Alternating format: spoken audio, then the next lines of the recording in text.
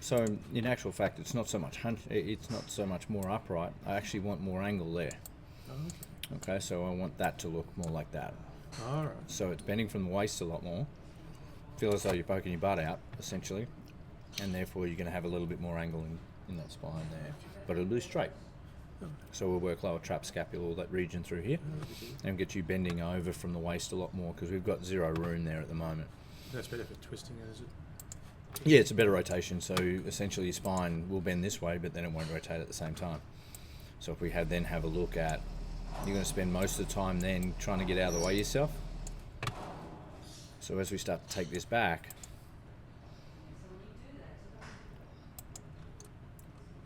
then you're going to straighten up even more. Your legs have straightened up, your bum's straightened up, and your spine's even straightened even more to try and get out of the way yourself. So effectively, you've just hit yourself in the legs. Yeah. So we're going to get you a bit better balance that way, and then from there, that's going to be tough enough because it's quite an unnerving feeling when you're standing there with good posture and standing over the top of the golf ball. So from my aspect, it's a pretty damn good move. We just need to tidy up a couple of little things and explain to you what certain things do and why they do it. We're not going to get you to use your wrists or your hands or arms anywhere near as much as what you currently do, which goes against what you got taught when you were younger, where we had to use our wrists and roll our wrists and all that kind of garbage. Yeah, I remember that. That's pretty much bollocks, and that's more to do with collision physics and all the data we've got now, and the fact that rolling your wrist doesn't make any licking difference whatsoever. It's what your hands are attached to, or your wrists are attached to, which is effectively your arms, obviously your body. So that rotates, and clearly we're going to work that in a circular motion, so it can't go straight back and straight through and all the stuff that we all got taught when we were younger.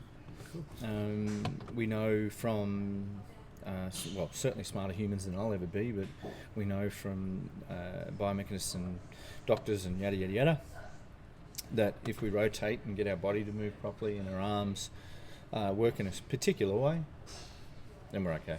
But if your body doesn't move properly, we're then going to try and manipulate it all the time. Oh, yeah. So then when the stars line up and the moon's in the right place and the tide's pretty good, you do a reasonable job. Yeah. But when it's not, it goes sideways. That's a good point. That's sort So- of what I felt, actually. Yeah. So we start to move a little laterally, and we really don't rotate your body that much.